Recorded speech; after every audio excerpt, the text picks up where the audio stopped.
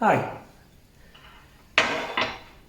this episode is hammer forming, using wooden forms to stretch or create a shape. In this instance, it's a shaped flange. All that's going to be used is 3 pieces of plywood. Normally you would use 2, but this is because of the thickness. I do explain further on. So this will show you how to make this flange and stretch it to make this panel, which we've already covered here. So before we move on to this episode, can I please ask, if you find this informative and it's helping you, A, can you tell us?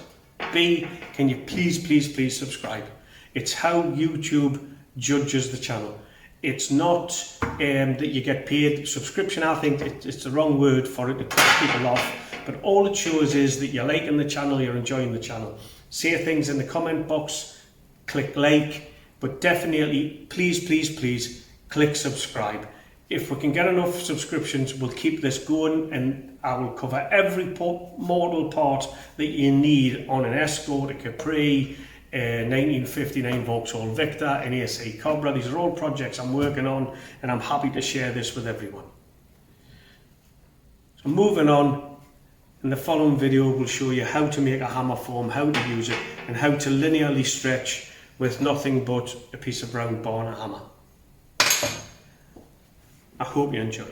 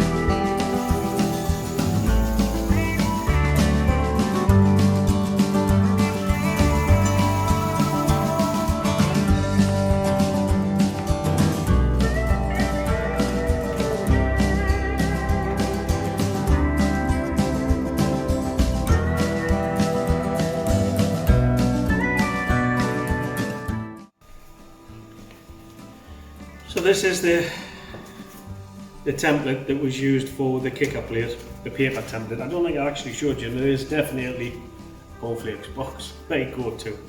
And what we're going to use this for is just to transfer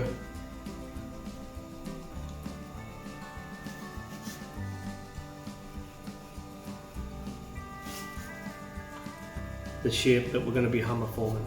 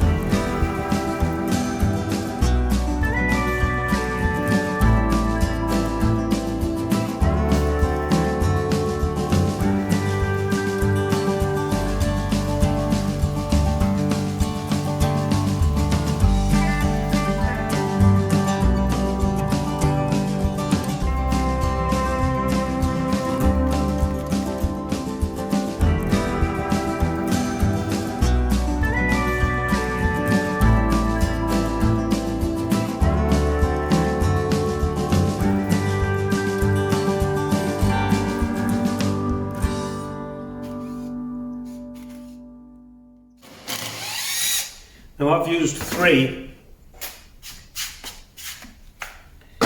pieces of ply, but it's only because each piece of ply wasn't thick enough to create the flange that I want to create. So if you've got thicker material, you'll only need 2. If you're going to create a radius edge, you then would want your top to sit slightly further back in order to allow you to hit it on the radius. If you're creating a tight 90-degree flange, it's best just to keep it flush.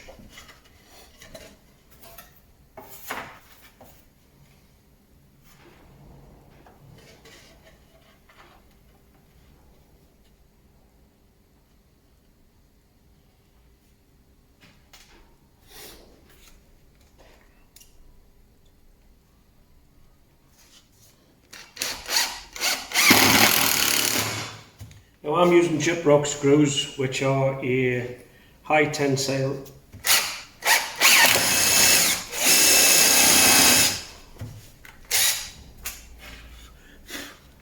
screw for dry walling, and the beauty of those is they will drive through the sheet steel, which makes them ideal for this application. But running a small 8 drill bit through 3mm or so would do the same job. So now you can see what we have is our piece clamped in between the former edge that we're trying to replicate in here is this piece here, which I never got to show anyone how to hammer form because I've done it on the bead roller. So that's why this short video. It's for those who don't have a bead roller or shrinker stretcher. That's what this is for. So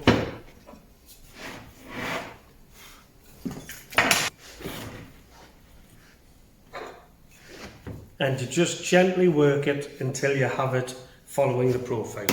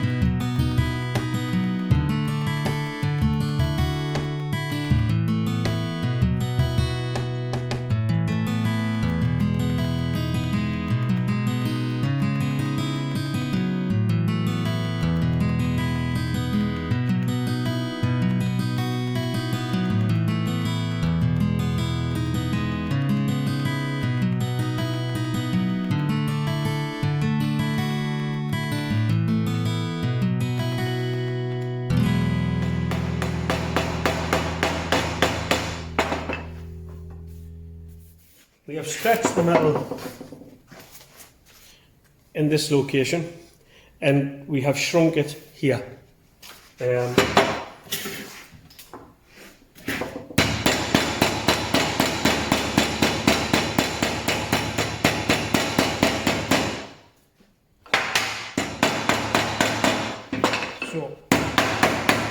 if we take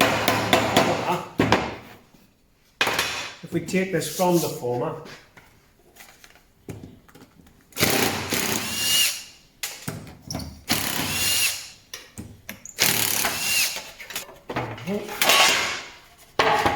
we now have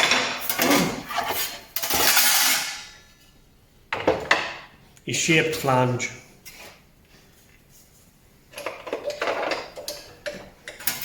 I'll just move the camera so you can get a better look at that. But we now have a shaped flange, which is the same shape as the kicker panel. But unfortunately, the issue we have now is this panel is flat across here, and we need it to follow this profile here and this profile here, and that is what the linear stretching is about. So I'm just going to move the camera. And what we need to now do is to linearly stretch, which means stretch in one direction. If you're trying to create a dome, you would stretch. This is exaggerated, but if you're trying to stretch and create a dome or a lump or a power bulge or a bead, you would use something this shape, because it'll stretch in all axes. But what we need to stretch is just in one direction, which is we want to stretch this flange, which will force this plate to move in a required direction. So I'm treating this like you wouldn't have a linear stretching hammer. So a good thing to use is just a piece of round bar, and you hit the piece of round bar with a hammer and it will start to stretch the piece, and you'll see that shortly. So I'll get on with that.